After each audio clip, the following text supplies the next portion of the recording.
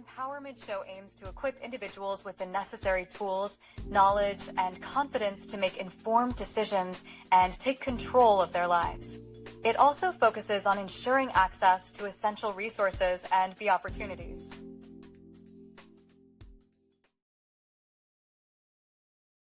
Well, good evening, and thank you guys for tuning in to the Wednesday edition of the Empowerment Show on the Empowerment Network.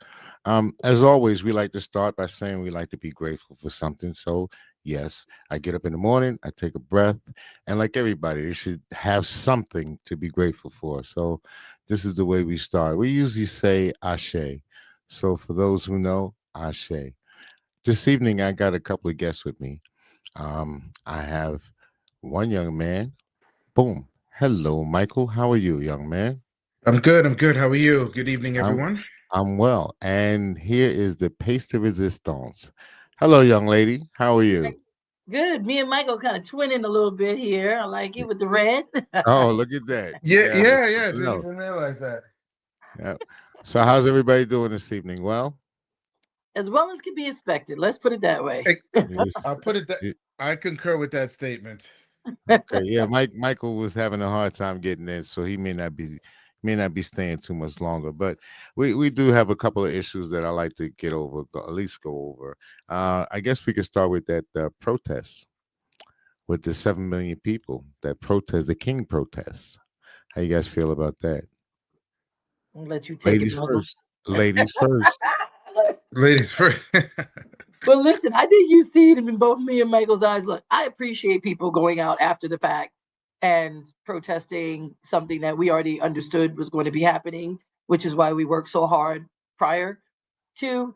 I'm just That's just not where I am with it. I want to use my power to register people, making sure we talk to people at a granular level, understanding why they do not care about voting more, so that we can connect.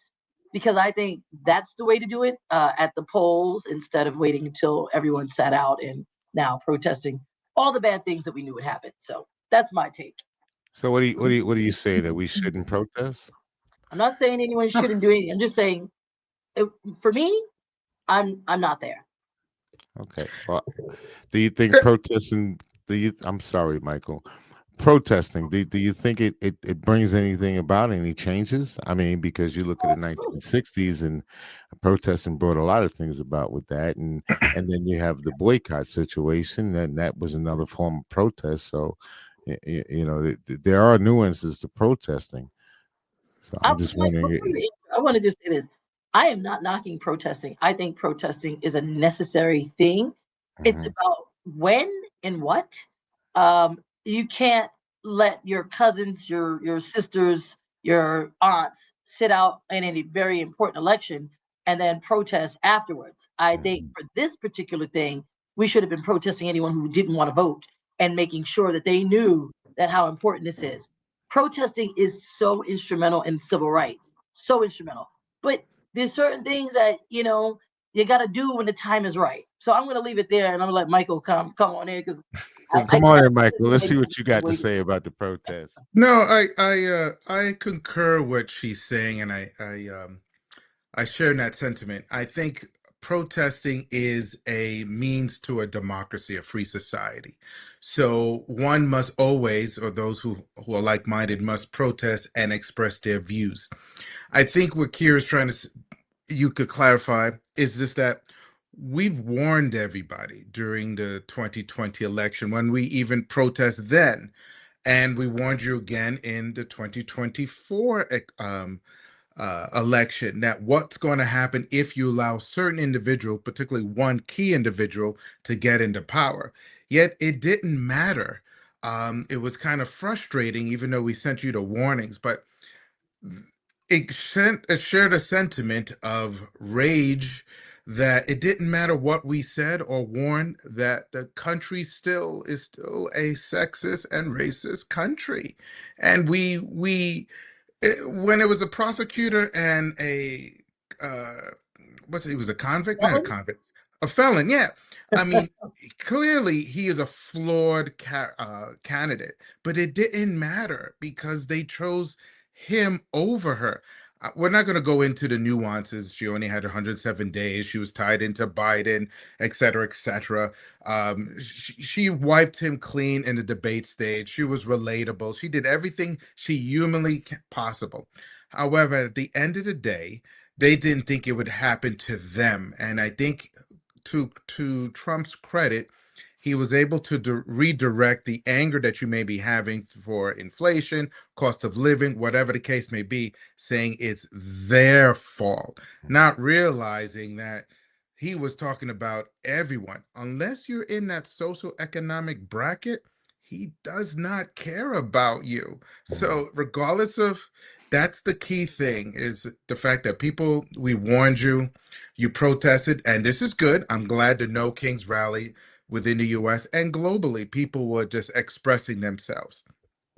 Well, So we got to transfer that power into elections. Are you able going to show up again and again to show up on the midterm elections to show that we want to change the direction of our country and the world in general? well, all I can say to that is when you speak truth to power, we end up with some sort of action. And this is kind of what we need, is some sort of actions. But I have to ask about moving forward now. We talked about what took place with Kamala. I got you. And everybody understood what took place with that. But we got an election coming up on November 4th. We got other elections that's going to be coming up after that. What do we do? How do we get people engaged? I mean, the protest was nice. It reminded me of the Million Man March. Yeah, we got down there, rah, rah, rah. What happened afterwards? So my question is, the protest, what's going to happen afterwards? Which direction are we going to go now? See, for me, this protest was about protesting what's happening in this administration, right?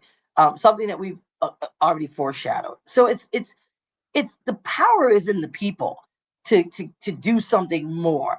And if we understand the importance of elections, if that protest was real, then that would mean that we are. I'm going to take it back. We are woke. All right.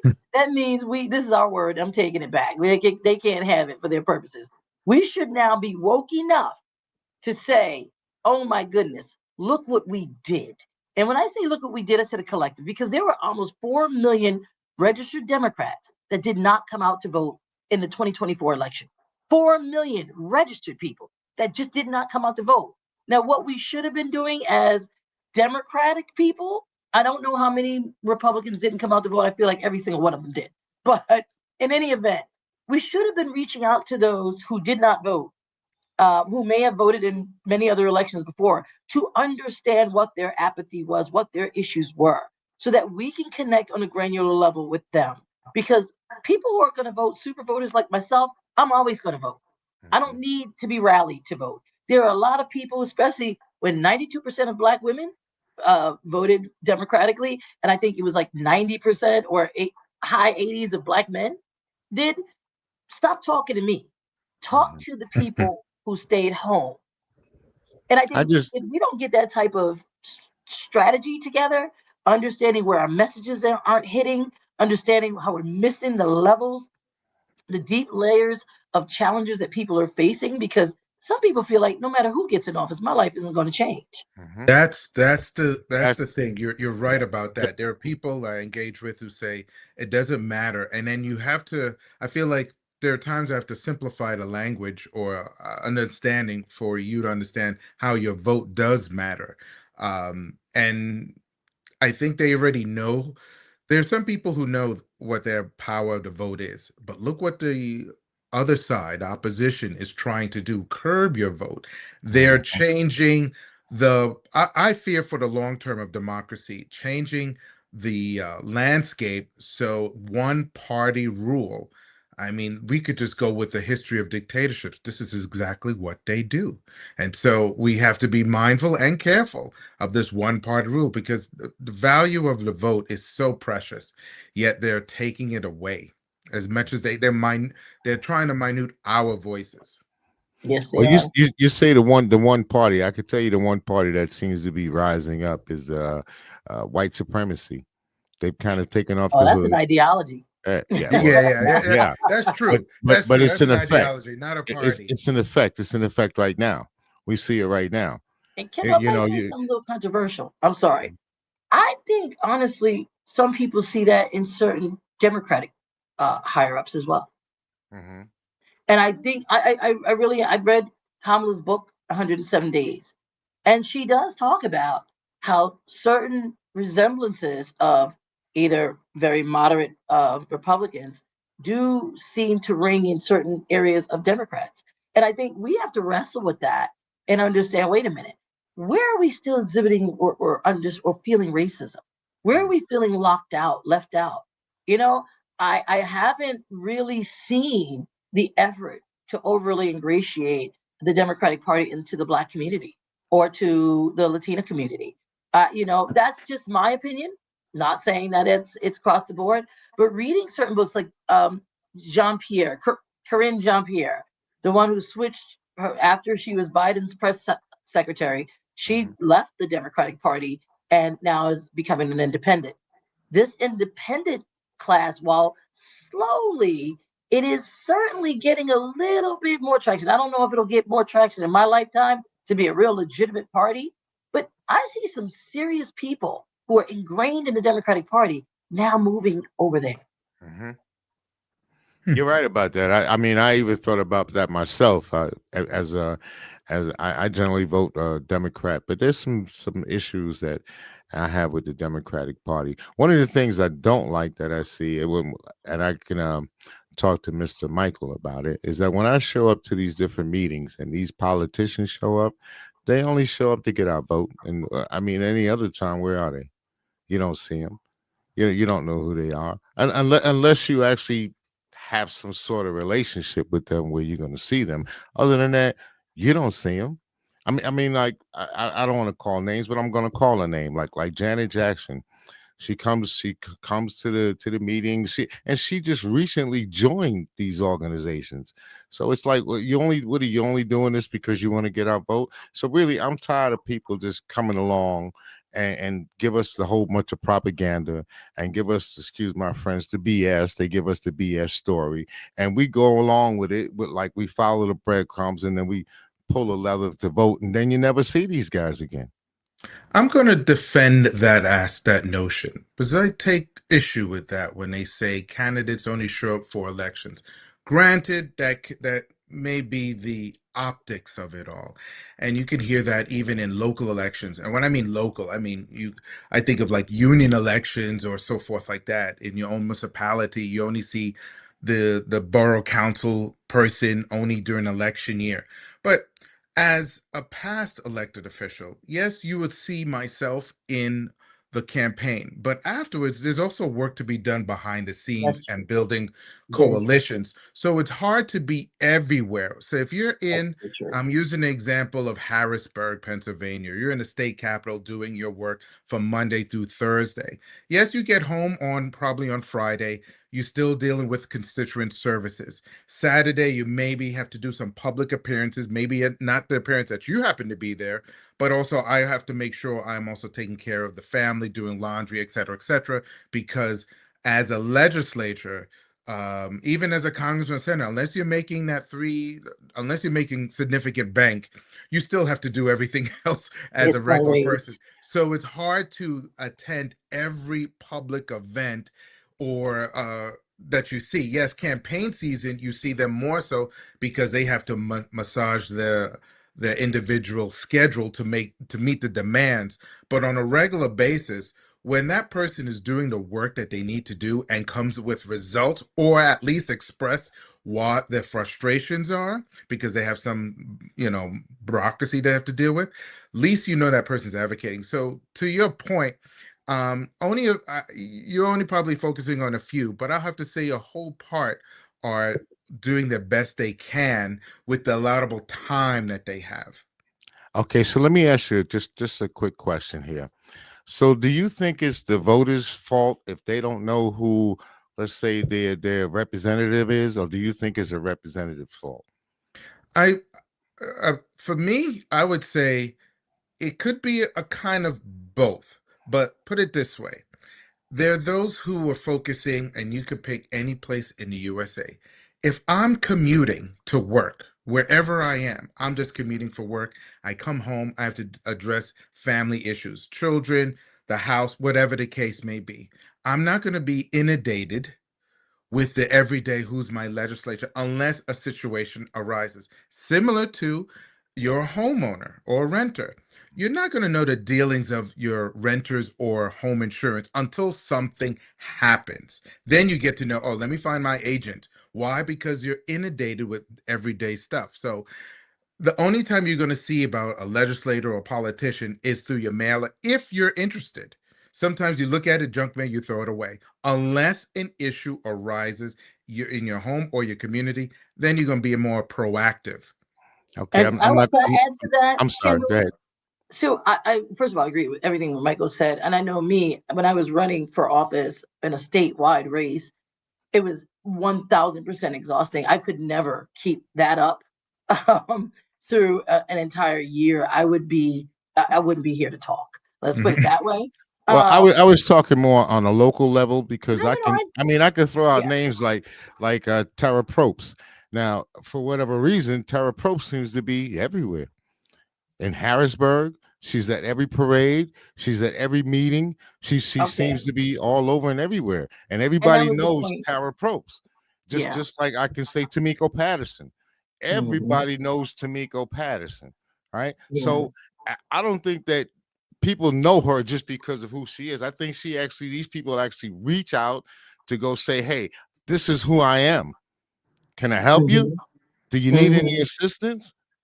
And they I show get up. what you're saying. You And I Yeah, do yeah. understand think that's what I mean. I, And I would, I don't want to live there. We no, got no, some no. other We won't subjects. live there. I think you're Yeah. right. Let's just put it this way. I think you're right. I think the people who are true public servants that go out and make sure that they show their face um, and do the work. Now, I don't know if Tamiko is a elected official, she's but not. there are different. You got to fundraise. You got to actually pass legislation if you're in the legislator, or you got to do something on council. You've got to be able to work in that, and those things are a lot. But I agree with you. You've got to spend time in your calendar making sure you show up. Showing up is so important. And I'm the person that, like, when I show up, the problem is I don't know how to be a good politician that way because they're like, get in, get out. I'm like there for hours. Well, yeah. Well, I say. so that goes to I've your been point. with you. Yeah, no, that's true because you need a good support staff, support to handle the stuff that you can't behind the scenes. And to your point, Miss Gray, is the fact that when you do go to public events, you need someone like after you speak and do the pictures and talk, you need someone to pull you away because you had another event to go to and give you some hot tea because your throat is sore throat. I remember you on the campaign trail. You were just on the go and you were very enthusiastic and I still have high praises for you. I'm just But waiting I for you to run again, honestly. yeah, exactly, in You Well, due know. time, you I'm just have sure. to But always sit back and I be gotta play strategized. host because the clock is ticking, and my man said he only had a minute or two. So I like to touch a couple of other subjects. Recently, you had the Nazi chat that went on. Did you guys hear about that? The posting? Did we? Yeah. So what'd you think about that? I'm gonna let Michael go first because Go I ahead, got a Mike. lot of choice words for that one. I'm You sure. know, there's no surprise that is there. Now, I'm not going to stain the entire Republican Party. I'm not going to stain the, like, I don't want to, you don't stain the whole party. But there are elements why, because they feel like they could say they've been emboldened by their current leader. It's unfortunate that he is allowing that because he said it himself. He has people that work for him who say it, and people he wants to he puts in place, either nominated or whatever the case may be, they say it. So it does not surprise me. So when you see the chatter, like, and is that news? Because I wasn't shocked, because that's the element of certain aspects of the Republican Party. It's just some are racist. Again, unfortunately, they stain the entire party, but it's those elements, but not the entire program. Because I like to remind myself too that there's various programs and laws and policies that we all have benefited, either whether from a Republican branch or a Democratic branch. We just have to acknowledge that that happens. But to have those elements in there, it's just okay. No surprise there. Hmm. Kendall, I was disgusted. And I'm not disgusted by surprise because I understand. There are Mhm. racist people in America. It's just a Mhm. real thing. And the thing that I had, what it was more disgusted about, was the tolerance from a top level of the Republican Party about that. Not that we have no tolerance for this type of behavior, but the boys will be boys, which means they've said it around you. You've said it with them. You think that's banter. You think it's okay for someone to be nominated in a top level administrative position in this administration, running the country, doing public service on behalf of me too, and using hateful, homophobic, misogynistic, racist messages to your boys. To Right. me, that's all that needs to be said. You can't tell me nothing. And now you want to tell me that it's racist to call out racism because you're going after DEI and that's illegal racism, discrimination? Stop it. Get your own people in check and understand something. I am never going to stop talking about the racist. As long as there's racism here, you're going to hear me talk about it because I shouldn't feel what you don't care to hear. So Mm. sorry, I was 100% disgusted. We're in 2025, and that should be condemned. Did you say you were It should be. related to Jasmine Crockett or something? Because I hear all of that Not all over related, the but I'm place. I'm I'm I'm I'm I'm not mad at that sister. And they gerrymandered her out of her position. Yes. But you See, saw she's the woman is very smart. They made a gerrymander out of that She's not district, gonna but go to. I'm no, with you. you know what she ended up doing? She ended up running in the other district because you don't have to live in that district to run in That's right. that district. So when That's she right. did the district that they took away from her, she just went and ran in that district anyway. So I mean, she's a hell of a woman. Uh, Yes. $40 billion. $40 billion went to Argentina. Now, I thought it was 50. no, it's 40, It 40. Well, Oh, wow. maybe 40 billion. It's 40 billion the don't even last I matter, heard. right? Once you get It, It doesn't matter. But the deal is that you got $250 million to tear down the Rose Garden and build whatever you're going to build there, right? You got all of that money to do that. You got $40 billion that you can send to another country. You can buy a jet plane and for whatever for another hundred and some odd $1 billion. But we don't have enough money for the SNAP program. We don't have enough money for the American people. Even though it's the American people's money, it's our money, the tax money. It's right. our money. And we don't get an opportunity to say how we want it to be allocated. You know what? I'm just gonna say this before you go because I know you have to go, Michael. I feel like I have another law partner when I look at my check and those taxes or federal taxes are taken out. I feel like I had to pay somebody else, which I do. You've taken my money during this government shutdown, made my communities more desperate because you didn't want to put more funds into things that people actually need for basic survival. So now they're more desperate to make your narrative about dangerousness even better, to spend more money on the National Guard to sit there and babysit street corners where they don't need to. And you're recklessly dealing my money out for your own agenda. I have a problem with that. I don't know what to do about it other than vote, but I have a problem with that. well, this is where I say the New Kings rally and other forms of protest comes in, but it's again, he's a con man. He's done it before, and now he's asking the Department of Justice to give him, despite what you just said, Kendall, about all the money that the country is spending on different projects and other countries. He's asking the Department of Justice to reimburse him for the court fees Oh, from that was hilarious. Yeah, from Being got sued. the finish up, investigation. Mike. I'm So sorry, he's Michael. I know, but that was hilarious, man. I was Okay, like, you the go. man is milking it, milking it. But will that upset his base when healthcare goes up? Cost of living is already going up. Will they accept it? Will they change? Will they say anything? Right now, the Senate Republicans and the Republicans in the House are just lock in step. Some are drifting away, but never they're lock in step. Talk about a cult personality. He They is the grifter's grifter. Okay, Yes. that's what he is. Okay, he's the best car salesman you got going. Did you But hear what he will said they about do anything? with the construction at the? I'm listening to him. He's at the podium, right? And he's talking about. I love the way this sounds. This sounds like money to me. Right. Yeah, okay. We're giving trillions of dollars away over to Gaza, over to Israel and whatnot, right? And the funny thing is, our kids over here, we don't get a free education. We don't have No. universal health care, but they do. In We don't even Israel, have their kids, they quality don't pay to go healthcare. to school. Their kids Right. don't pay for medical or anything. But so we're paying for them. Every year we're shelling out that money. I don't understand it. I mean, you're a civil rights lawyer, right? Yeah. Right? What in Yeah. the hell can we do about this? I mean, there's got to be something I illegal wish I about what's know going I knew on. who to sue in this respect, but I just don't.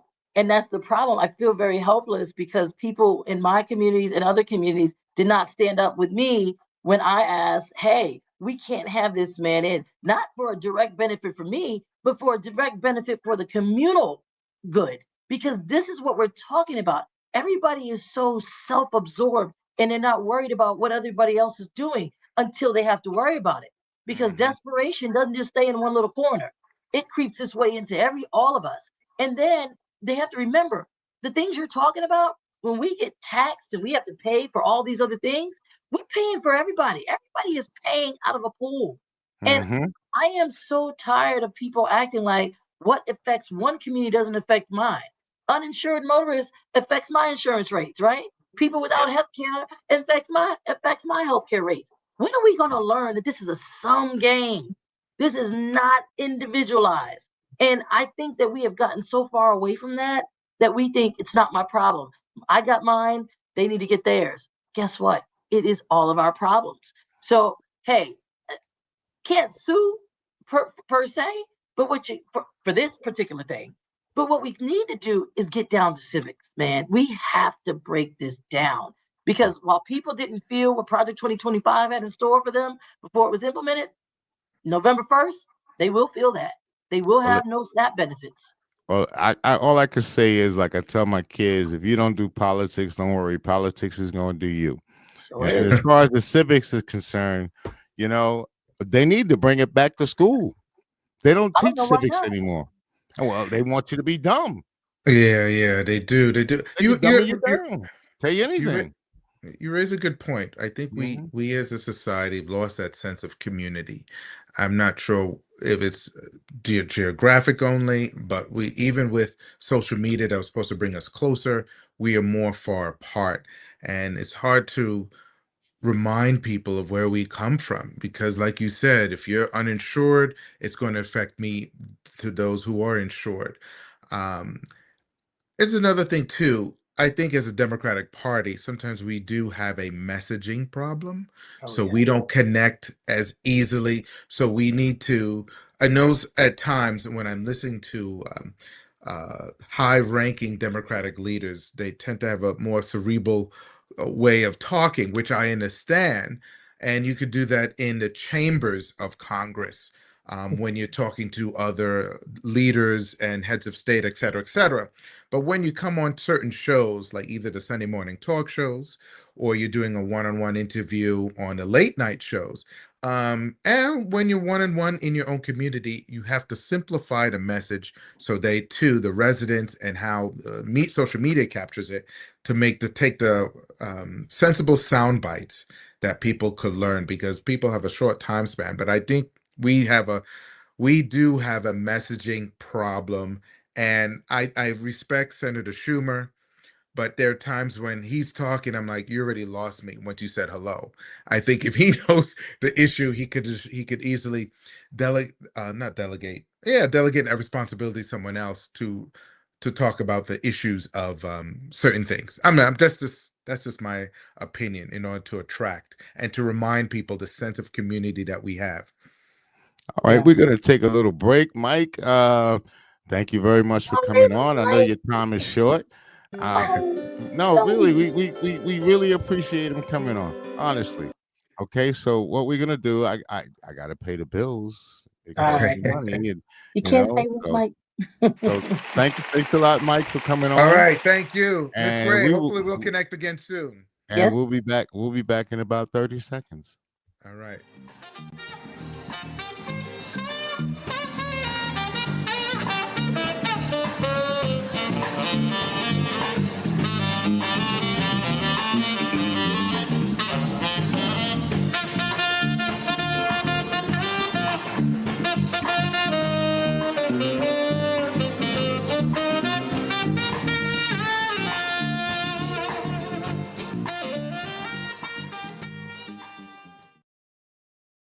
All right, all right. I don't know if you had an opportunity to ever go down to IQ Lounge, but it's a cigar lounge. They're out going out towards what do you call that? The Marshall's Creek. It's a pretty cool place. They play spades. They have spade tournaments and Oh, domino tournaments. They have what do you call it? Throwback Thursday and all kind of good stuff there. DJ bar. It's really cool, especially if you like cigars. It's a real cool place. I like spades. I hear Why? you. I hear you. I like space too. I want to thank Michael. I want to thank him again for coming on, Michael DeRosier, and hopefully we have him come back again. He's, as you can see, he's very articulate. He has a lot to talk about, and I'm always glad to have him around. I think he's a good brother. So, just to get back to a little bit what we were talking about, I wanted to ask you about Mr. George Santos. Let's go. Let's go. How didn't the man plead guilty? How? I don't understand it. How? He not only pled guilty, but he pled guilty to defrauding the American public and using his position to do so. I am like, what I am seeing is pardons are not about morality. Pardons are about my friendships, who I Mm, want, who I can, and doing what I can do just because I can do it. It has nothing to do with the moral obligation for us to give people a second chance who are well deserving of that because they have proven themselves over time to be a changed individual and to have lived their lives with more meaning and more opportunity to others. That is really the premise of a pardon, right? You're not supposed to just pardon your friends just because. And I mean, look, people can say what they want. And I know that people say, hey, Hunter Biden was pardoned by Joe Biden. If that was my son, I would do the same thing. I mean, look, there's no moral high ground for him either. I mean, he pardoned his son because he's the son and he had the ability to do it. So he did it. It I wasn't would as have if, did it. I mean, and look, most of us say if that was my son, I would have did it. But quite frankly, we lose our moral ground to say, well, Trump, why are you doing this? Because if we use it just because we can, and we use it to deal with people that we like or love, to get out of the mess that they got themselves in without them having to prove themselves at any point that they have changed, then hey, now I can see if something was such a benign issue that has been made a huge deal because of politics, and you believe this was what politically motivated, and so you don't think it's right for someone to live with that scarlet letter felon on their back or a scarlet word felon on their back. But that's a huge analysis. In this situation with George Santos, there's just no good reason to give him a pardon. No good reason whatsoever. I mean, I'm waiting for them to let R. Kelly out. I mean, since they're gonna Oh, let George Santos out, they may as well let R. Kelly out. And throw and I mean, I have Puffy to in the correct boot too. myself. What the hell? I have to correct myself, Kendall. I don't think he didn't get a pardon. He got his You sentence got to commuted. right commuted. Same So difference to me. He's out of jail. a pardon means that you can live free without the conviction, hmm and a commutation is not necessarily that. No, don't It's just worry. He'll live pretty good. I'm sure there's enough white supremacists out there that donate money to him and all kinds, just like they already did with have. what was that cat that killed down in Florida, the Martin kid. What was his Oh, name? it was George too. George Yeah, George Zimmerman. something. Yeah, yeah. I mean, look, come on. You think they didn't take care of him? They took care of him for years. Still taking care of him now. He went out and committed another crime and still walked away. So they're about taking care of each other. I think I wish we could do a little bit more of that and take care of each other and do the right thing. That would be a wonderful thing. Yeah. I mean, and I wish we could take care of each other in the most uh, authentic way, right? Really. I mean, you know what, Kendall? I'm such a big history buff. I watch civil rights movies. I read civil rights books. I read how we were monolithic at one time about advancing our rights and our goals and our freedoms just to compete. I Mhm. I saw that. Now all I hear is we're not a monolith. We're not a monolith. And maybe we're not in terms of everything, but there are certain things we need to be monolithic about. I say that all the time. You're absolutely correct. But what happened after the civil rights movement? We were out there, we were battling, we were doing our due. Then we got I don't know, we got jobs, if you want to say, because now we can work for the federal government. And we really became complacent as a people. And then with that emulation deal, we kind of emulated into the American society, and you got people. Well, I'm American now. I'm not just black. I'm American. Like OJ. I'm not black. I'm OJ. You know. So you had people with integration. To me, it's sad to say, but it made us as a people more segregated. We moved apart from each other. You know, even like now, when I tell people about ancestry, they the first thing comes to their mind is slavery, and I'm like, yeah, but you know, the slaves had ancestors too, right? So, you know, we gotta take it on back and learn some things. That's why I always say to you, Ashe, and you know, I learned that especially from the young ladies that you have that you hang out with all the time at the NCNW. That's right. Well, those ladies, they're very powerful. And a matter of fact, what I'm finding here in America is that the African American woman here is the most educated and becoming the most feared. I think that's why they like to talk down, like with Jasmine Crockett, like Kamala Harris, Obama, Miss Obama. You know, all of these different yourself that they want to talk down and keep you down. So That's this right. way they can't see the real power that you have, because you guys got a lot of power, man. I see it, and you do it quietly. That's Mhm. what I like the most. I see things are getting done. I'm like, wow, look at that. That who did that?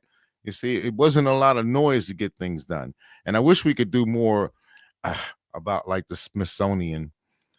It's very much needed. We need to get in there. I don't think what he did was legal. I don't You think know, so either. I mean, you could tell You're me. citing You know more of the history. law. Right. So I think that there are issues with the way he is taking away history, freedoms of speech, because a museum is able to tell truths that actually happened in very art formed ways. And that's what those freedoms, the First Amendment protects that. I am not understanding. Look, I guess everyone has, there's so many battles to fight. Um, the fact that our history is being erased seems to be the lowest battle on the totem pole. We seem not to have that fight. I mean, immigration, they've got their lawyers, they got their people at the forefront. Um, other things have got, lawyers that are battle tested and pushing forward, especially, as it relates to map drawing, redistricting, and other things. But it seems like, excuse me, the erasure of history is something that we are not picking up at this moment. And if we allow it to happen now, let me clarify this. In Philadelphia, we are fighting for that. Mhm. We just had a lot of protests under the ATTAC organization, ATAC. They had put up information about Thomas Jefferson on the mall, the mall that's Independence Mall here in Mhm. Philadelphia. It's the federal property that had a agreement with the city to put federal in federal kind of artifacts on that property. Mhm. Well, what we were able to do back when it was, I think, around 2012, 2013, is tell the true story about Thomas Jefferson, the full story. Yes, he had some great moments, but he also owned slaves. He also 200 of them. Yes. So that was up there. Now, Trump decided that for America's 250th birthday, we want that removed. And we want it removed because we don't like that history being on his kind of repertoire, right? So we went on the offense. We wrote letters. We got groups together to file lawsuits. I mean, we protested because you need a trifecta of all of it. You need legal, you need protesting, as well as you need activism, academia. You need all that. So we did push back, and they have not, at this moment, done what they said they were going to do. They said they were going to do it in September. It didn't happen. So we're trying to push back as much as we can. But there's a larger issue at play.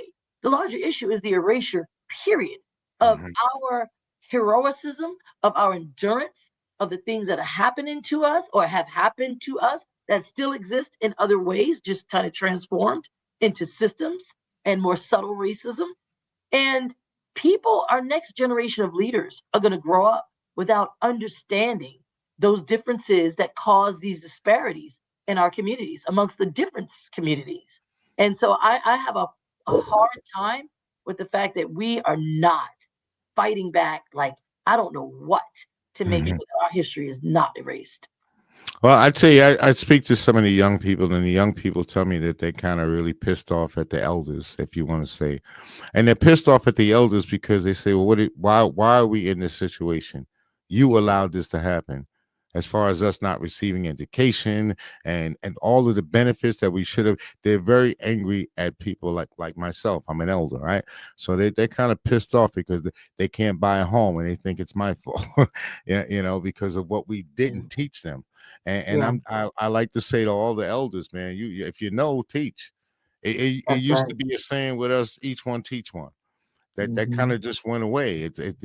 We growing up in a society now where it's very microwave, and it's very much about self. It's not even about family. Right. It's And it's just quick about information. Quick right. information. We can't consume what like a commercial or a political candidate. The only time 30 seconds. You better get it out in 30 seconds. Well, what could Mhm. you possibly really understand in 30 seconds? Not much. That's the, that's the information gap. But Kendall, can I go back to something you were talking about? Because I think Right we on. Right skipped on. over something that I truly hold near and dear to me. While Black women are feared, Black women are a force, Black women are the ones catching the flu right now. There Mm, are over 300,000 Black women who have suffered the consequences of this, of being loyal to a party, being in government, like you talked about when we had, fought and we were able to get those good jobs that provided the stability, that provided the net, if you will, so that we wouldn't have to live under so much stress. We had a stable job that we could work as well as take care of the kids and take care of the home. Those are being driven away in the hundreds of thousands. And mm, so when you do that to Black women, you place them in a vulnerable space. We place them in a space where they can't actively use their voice as well as they could when they had that rug underneath them, when they had the backbone. Most women and a lot of women are single household women, heads of single households. And so, if that's the case, how are they going to survive now without that one job that provided everything? Now they may have to get two jobs that provided everything. And that does not leave enough time to cultivate and truly make sure that you uh, uh, make sure that you're there and are nurturing your children so that they can grow up and be very productive and healthy adults, emotionally intelligent. I think this is a time where we have to step up as women and as organizations and as men. We have to use all of our social capital to help these other women, but we have to start getting HR professionals so we can come together and say, what are the experiences and expertise that we have in our community? What can we cultivate and use to be entrepreneurs with those things and use it for our communities? Did I lose you, Kendall? I don't know. Oh, Hey, I'm just I here didn't see you. at the moment. I'm right here. Just that I like to zoom in on you this way. You talking especially to the audience. Oh man, thanks. I wish I would have known that because I was just on a roll with that. I am seriously trying to connect with many of our organizations. Look, we have structure. We have the D9. We have the Masons. We have the Eastern Stars. We have the Links. We have so many different organizations that we can use to tap into to lift up and uplift Black women in this moment, but also to make sure that we understand that we have a unique skill. We didn't sit there in that government and learn everything and be the person that is doing the work for nothing. They are going to feel us being gone. And if we don't understand that and use that for our own people in this moment, I don't know what else. I think there are going to be so many Black women that are going to be they're going to be entrepreneurs at this time. And now I'll tell you, 10 years from now, you're going to see a difference in business owners, in the types of business that are coming, and the types of people that we market and target to help. I can't wait for that moment, but right now we need to cultivate that understanding and awareness that Black women are suffering because we're in our vulnerable bag. But once we get out of that through thoughtful, intentional, strategic awareness of our strengths, of our abilities, of our talents, of our expertise, of our experience, that's when we're going to see a shift. Again, Ashe. Had to get that plug one. You know, I tell you, we also have organizations for young men as well. Um, the thing I've always had a problem with is I don't like the segregation. I think we should be more in tune to family organizations, organizations that if you're gonna say the black family, okay. And I use the term black, and I can still use the term Africa. I know Africa was, just in case people don't know, I know you like history, but Africa was named after a Greek guy. His name was Africanus, and he defeated Hannibal. And at the time, they decided to name the whole continent Africa. But the original name is called Alkebulan, and Oh, that means the Garden of Eden. Just a little touch of history there. thank you for that. Well, I tell you, I like talking to my ancestors, man, and That's they right. over there, they way over there, So Yep. I have to talk to my ancestors. Yeah, but on that note, I'm gonna cut this conversation short because, like I said, I got to pay the bills. I do apologize, and it's always great to have you on. Thank you so much, Kendall. I like to do these little sound effects. It's kind of cool. So really, when you get an opportunity, we like you to come back on and we can chit chat a little bit more. Especially when we start talking about the black women, you seem to be very passionate about that. I can understand that. Hopefully so. Hey, I tell you a little funny story. I'm in a supermarket one day, and I think I had a piece of chocolate candy in my hand. So there was a woman behind me. She says, "You really, really like chocolate?" I said, "Every day when I look in the mirror." You know. You better know it. Kendall, listen, thank you for being such a wonderful community person, community spokesperson, and someone who's always reaching out and connecting us no matter where we are in this state. I really appreciate you. Right on. All right, so we're gonna end this. Like I said, I'm gonna say Ashe, and here's your applause. Ashe. Ashe. All righty. Bye bye. Take care, baby. Peace.